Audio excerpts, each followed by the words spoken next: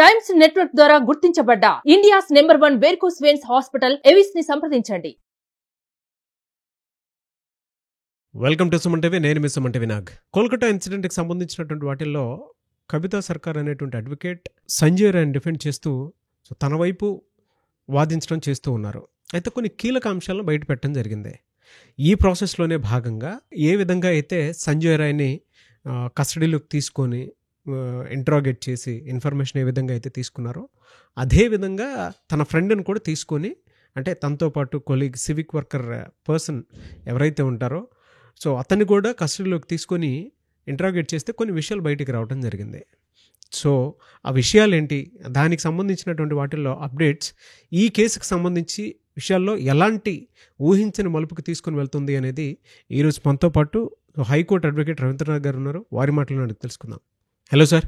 Hi అండి నాగరాజ్ గారు. కవితా సర్కార్ అనేటువంటి న్యాయవాది ఎప్పుడైతే ఈ కేసులోకి ఎంటర్ అవడం జరిగిందో, సంజయ్ రాయ్కి సంబంధించినటువంటి విషయంలో వాదించడం మొదలుపెట్టారో కొన్ని కీలక అంశాలు ఒక్కొక్కటి బయటికి రావటం తెలుస్తుందని చెప్పేసి చూస్తూనే ఉన్నాం. ఆ విషయాలు ఏంటి? నిన్న ఆగస్టు 24 కవితా సర్కార్ ఎప్పుడైతే సంజయ్ రాయ్ని జ్యుడిషియల్ కస్టడీలో తీసుకున్న తర్వాత తన కంప్లీట్గా సంజయ్ రాయ్తో మాట్లాడారు. ఇప్పటివరకు మనం సిబిఐ ఇంట్రాగేషన్ విన్నాం, సిట్ వెర్షన్ విన్నాం, లోకల్ స్టేట్ పోలీసుల తరగతి వెర్షన్స్ విన్నాం. అయితే ఈరోజు కొత్త మార్పులు ఏంటంటే సంజయ్ రాయ్ ఎవరైతే ఎక్యూజ్డ్ సంజయ్ రాయ్ ఉన్నాడో ఆ ఎక్యూజ్డ్ సంజయ్ రాయ్ వైపు నుంచి కొన్ని కొత్త విషయాలు మనకు వెలుగులోకి వచ్చాయండి నాగరాజ్ గారు దీనికి సంబంధించి. అయితే ఎక్యూజ్డ్ సంజయ్ రాయ్ జ్యుడిషియల్ కస్టడీలో తీసుకునే ముందు కోర్టులో ప్రవేశపెట్టినప్పుడు బోరును ఒకసారి ఏడ్చాడటండి. ఒకసారి గట్టిగా ఏడ్చి, నేను చాలా ఇన్నోసెంట్ని, నన్ను ఈ కేసులో ఇరికించారు, నాకు ఈ విషయంలో ఏమీ తెలియదు అని ఒక ఇన్నోసెంట్గా మాట్లాడడం జరిగింది.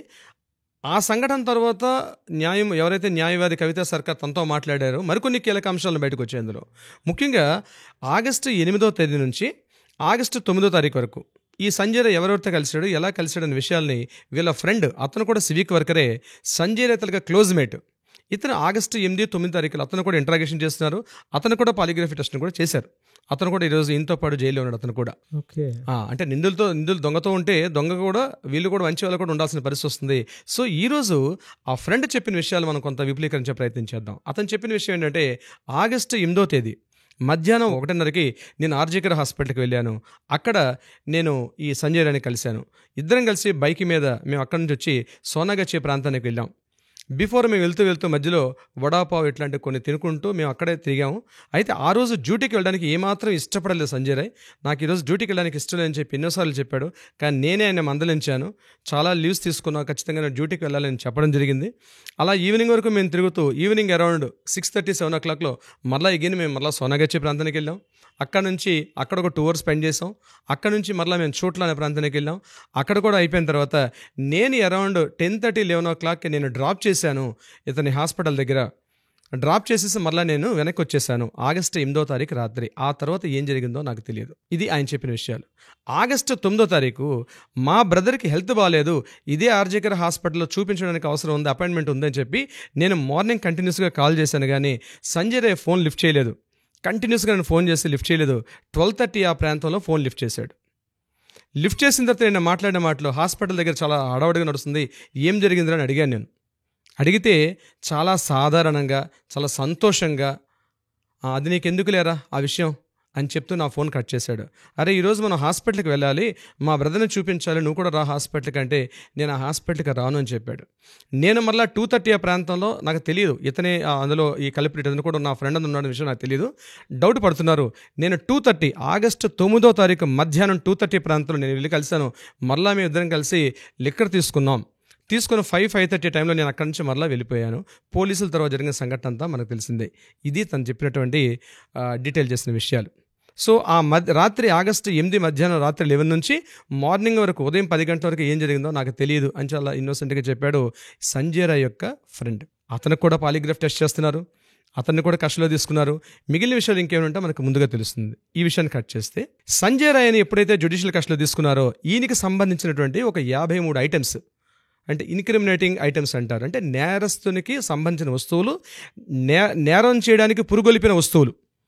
అంటే ఏంటి, ఏ రోజైతే ఆయన ఉన్నటువంటి జీన్ ప్యాంట్ ఉంది, అలాగే షర్ట్ ఉంది, ఆయన తాలూకా హెల్మెట్, అరౌండ్ ఇంక్లూడింగ్ ఆయన బైక్ని కూడా సీజ్ చేశారు. స్టేట్ పోలీసులు ముందు రోజు సీజ్ చేశారు అవన్నీ కూడా. దీంతో పాటు ఆయనకున్న వాచ్, ఆయనకి ఇంటికి వెళ్ళిన తర్వాత ఆయన తలకి ఇన్నర్స్ కూడా నాగరాజు గారు ప్రతి ఐటెంని టోటల్గా 53 ఐటమ్స్ని వీళ్ళు సీజ్ చేశారు లోకల్ పోలీసులు. ఇవన్నిటిని కూడా నిన్న సిబిఐలో హ్యాండ్ ఓవర్ చేయడం జరిగింది. మొబైల్ని హ్యాండ్ ఓవర్ చేసుకున్నారు. మొబైల్ని క్లోన్ టెస్ట్ కింద పంపిస్తే మొత్తం టోటల్ డేటాను డౌన్లోడ్ చేశారు.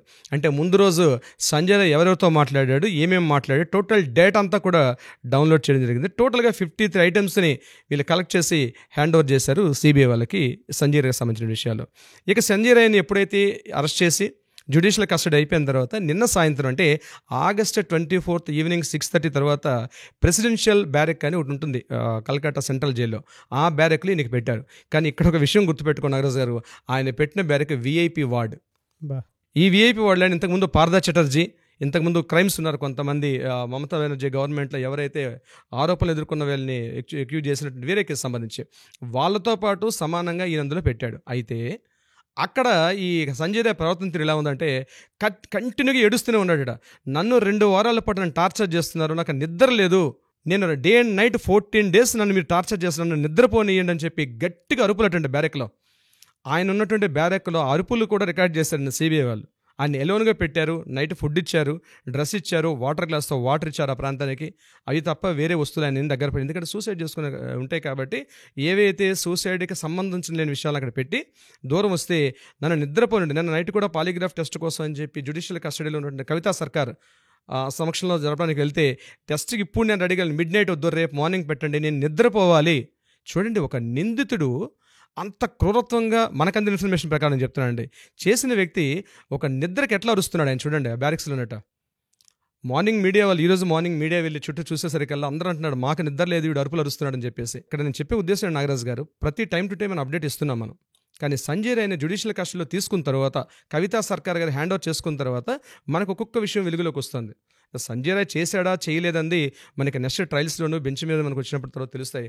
కానీ ఏం జరిగింది, సంఘటన ఎలా జరిగింది, అయితే ఇప్పుడుకున్న ప్రైమ్ ఎవిడెన్స్ ప్రకారం మాత్రం సంజయ్ రాయ్ ఇస్ ద ప్రధాన అక్యూజ్డ్, ఇతనే నిందితుడు అనే చెప్పే విషయాలు అయితే వెలుగులోకి వస్తున్నాయి. ఎవ్రీడే అప్డేట్స్ ప్రకారం కొన్ని వచ్చే అవకాశాలు కూడా సంజయ్ రాయ్కి సంబంధించి ఉన్నాయి. నాగరాజు గారు, కవితా సర్కార్ ఎందుకు ఈ కేసు తీసుకోవడానికి ప్రధాన కారణం సార్ అసలు? అంటే కవితా సర్కార్ ఈజ్ అంటే ఆవిడ కూడా మా కో అడ్వకేట్ గురించి ఆవిడ గురించి చెప్పడం నా ఉద్దేశం కాదు. ఇది యాక్చువల్గా దేశం యావత్తు కూడా ఏ అడ్వకేట్ కూడా ఈ కేసుని వాదించడానికి ముందుకు ఎవరు రాలా. అయితే శారదా కోర్టులో ఏం జరిగిందంటే ఎవరో ఒక అడ్వకేట్ రిప్రజెంటేషన్ చేయాలి. అక్యూజ్డ్ అయినా సరే ఆయన కూడా కొన్ని రైట్స్ ఉంటాయి. అయితే బేసిక్గా కవితా సర్కార్ యొక్క మైండ్ సెట్ ఎటువంటి ఉంటుందంటే ఆవిడకి అక్యూజ్డ్ అనేవాడు కూడా కొన్ని రైట్స్ ఉంటాయి, కానీ మరణశిక్ష విధించడం చాలా క్రూయాలిటీ. మోడర్నైజ్ ఉన్నటువంటి సొసైటీలో ఒక వ్యక్తిని మరణశిక్ష విధించడం చాలా మంచిది కాదు. మనం మోడర్నైజేషన్ అయ్యాం, ఎంత చెడ్డవాడైనా కావచ్చు, ఒకరిని చంపుకోవడం కరెక్ట్ కాదు. దీని మీద చాలా డిస్కషన్స్, డిబేట్స్ చాలా జరిగాయండి కోర్టులో కూడా. అరౌండ్ 1980s దీన్ని బ్యాన్ చేశారు. ఒక సందర్భంలో ఉరిశిక్షను బ్యాన్ చేసింది గవర్నమెంట్. ఇది సెంట్రల్ గవర్నమెంట్ యాక్ట్లు కూడా తీసుకొచ్చారు. కానీ ఉరిశిక్ష తీయాలా, అతనికి యావజ్జీవ కారాగార శిక్ష ఇవ్వాలనే విషయం మీద చాలా భిన్న అభిప్రాయాలు వస్తూ ఉంటాయి. కొంతమంది యావజ్జీవ కారాగార శిక్ష మీద ఉంటారు, కొంతమంది ఉరిశిక్ష తీయాలంటారు. అయితే కవితా సర్కార్ యొక్క యాటిట్యూడ్ ఎలా ఉంటుందంటే నిందితుడు కూడా రైట్స్ ఉంటాయి, కానీ యావజ్జీవ కారాగార శిక్ష కన్నా మించిన శిక్ష లేదు కాబట్టి ఉరిశిక్ష తీసే అధికారం సాటి మానవుడిగా లేదు, ముందు హ్యూమానిటీ వాల్యూస్ ఉండాలి అని వాదించే వ్యక్తిలో కవితా సర్కార్ ఒకరు. బ్యాక్గ్రౌండ్ సార్, అంటే జనరల్ బ్యాక్గ్రౌండ్ తంది. షీఈ్ యాక్చువల్గా లోకల్గా కలకట్టాలో ఉన్నటువంటి ఒక మ్యాన్షన్స్ అక్కడ లా కాలేజ్ కంప్లీట్ చేశారు. అక్కడ నుంచి ఆవిడ తన లా డిగ్రీ అంతా కంప్లీట్ చేశారు. అక్కడ తనకి సివిల్ కేసెస్లో చాలా ప్రావీణ్యం సంపాదించుకున్నారు. ముఖ్యంగా 6 points మనం చెప్పుకోవచ్చు ఆవిడ. ఇది ఫస్ట్ ఏంటంటే కవితా సర్కార్ శారదా కోర్టు ఆవిడకి జ్యుడిషియల్ కస్టడీలో అంటే అక్యూజ్డ్ తరపున డిఫెన్స్ లాయర్గా అక్యూజ్డ్ తరపున డిఫెన్స్ లాయర్గా అపాయింట్ చేయడం జరిగింది. First point. Second number 2 point అంటే ఈవిడ అక్కడ హుగ్లీ మెన్షన్స్ లా కాలేజ్ నుంచి ఈవిడ సెకండ్ పట్టా పొందారు. తర్వాత అక్కడే సివిల్ ప్రాక్టీస్ చేస్తున్నారు. ఆవిడ అక్కడ చేస్తూ సల్సా అంటే south Asian legal services association తరపున ఈవిడ అక్కడికి వెళ్ళిన తర్వాత ఈ క్రిమినల్ లా మీద కొంత పట్టు సాధించారు. ముఖ్యంగా ఈవిడ ఏంటంటే కోర్టులో 4th పాయింట్ మనం చెప్పుకునేది, కోర్టులో ట్రయల్స్ ఉండేటప్పుడు జడ్జిమెంట్ డిక్లేర్ చేసేస్తారు. డిక్లేర్ చేయకపోయినా జడ్జిమెంట్ మనం ప్రిడిక్ట్ చేస్తాం. అటువంటిది జరగకూడదు, ట్రయల్స్లో ఉన్నంత మాత్రాన ఒక అక్యూజ్డ్కి జడ్జిమెంట్ ఇవ్వకూడదు అని వాదించడంలో ఈవిడ చాలా ప్రధానరాలు ఆవిడ. సో 5th పాయింట్ మనం చెప్పుకుంటే ఈవిడికి యాక్చువల్గా ఈ మరణశిక్ష తరపున ఇట్లాంటి అక్యూజ్డ్ తరపున వాదించడంలో ఈవిడ చాలా సిద్ధహస్తురాలు. ఈవిడ అక్యూజ్డ్ కేసు అని డిఫెన్స్ లాయర్గా. ఒక విమెన్కి అన్యాయం జరిగింది, జస్టిస్ త్వరగా రావాలని దేశం మొత్తం కోరుకుంటూ ఉంటే కవితా సర్కార్ గారు ఒక విమెన్ అయ్యి ఉండి ఈ కేసును వాదించడానికి, సంజయ్ రాయ్ని డిఫెండ్ చేయడానికి తీసుకోవడం జరిగింది. దీని మీద కూడా కొన్ని చర్చలు ఉన్నాయండి. ఎందుకు కవితా సర్కార్ గారు తీసుకోవడానికి ప్రధాన కారణాలు అంటారు సార్ అసలు? అంటే ఈ కేసులో జనరల్గా పోలీస్ డిపార్ట్మెంట్కి జ్యుడిషియరీకి ఎప్పుడు కూడా టామ్ అండ్ జెర్రీ ఆట నడుస్తుంటుందండి. ఫ్రమ్ డే బిగిన్ నుంచి కూడా ప్రతి ఇష్యూలో కూడా ఇది ఒక టామ్ అండ్ జెర్రీ ఎప్పుడు కూడా ఉంటుంది. జ్యుడిషియరీకి, లా అండ్ ఆర్డర్ పోలీస్ డిపార్ట్మెంట్స్కి. తొందరగా law and order department police వాళ్ళు, అది సిబిఐ కావచ్చు, law and order local state police కావచ్చు, ఎనీవన్, అది సిట్ కావచ్చు, వీళ్ళకి ఎలా ఉంటుందంటే తొందరగా సాక్ష్యాలను క్లోజ్ చేసేసుకొని తొందరగా జడ్జిమెంట్ ఇచ్చేస్తా బాగున్ను, కామన్ మ్యాన్గా ఉన్నటువంటి ఎవిడెన్సెస్ కలెక్ట్ చేసి ఇంట్రాగేషన్స్ కంప్లీట్ చేసేస్తే ఇచ్చేద్దాం ఉంటుంది. కానీ జ్యుడిషియరీ అట్లా ఉండదండి. Each and every pin point all of సెగ్మెంట్స్లో కూడా కలెక్ట్ చేసే టోటల్ ఇన్ఫర్మేషన్ తీసుకునే ఉద్దేశంలో ఉంటారు. అయితే మనందరికీ కనిపిస్తున్న పాయింట్ ఇక్కడ ఎక్యూజ్డ్ సంజయ్ రాయ్ అనే మనకు కనిపిస్తుంది. కానీ అసలు విషయం సంజయ్ రాయ్ కాదు, దీని వెనకాలేవో పెద్ద చేపలు ఉన్నాయి. ఇది బహుశా కవితా సర్కార్ తాలూకు ఇంటెన్షన్ నేను అనుకుంటానండి. యాక్చువల్గా యాజ్ ఎ హ్యూమన్ బీయింగ్గా మనం కూడా అనుకుంటాం, తొందరగా ఎక్యూజ్డ్కి ఉరిశిక్ష వేసిస్తే బాగున్ను, ఆవిడ ఆత్మ శాంతిస్తుంది, విక్టిమ్కి న్యాయం జరుగుతుంది, ఇట్లాంటివి మనం అనుకుంటాం యాజ్ ఎ కామన్ మ్యాన్గా. బట్ కవితా సర్కార్ యొక్క ఇంటెన్షన్ ఏమేమి ఉండొచ్చు నేను అనుకుంటున్నానంటే, బహుశా కవితా సర్కార్కి ఏంటంటే she a daring dashing women అండి.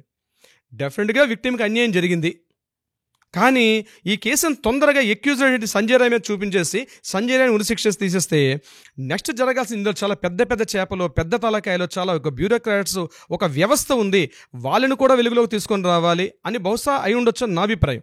అందుకని బహుశా కవితా సర్కార్ ఇమీడియట్గా జ్యుడిషియల్ కస్టడీలో ఆవిడ ఇంట్రాగేషన్ చేయడం, కొత్త విషయాలు వెలుగులోకి తీసుకున్నాను. ఎందుకంటే ఆయన ఒపీనియన్ కూడా, ఆయన వాయిస్ని కూడా మీడియాలో బయటకు రావాలి.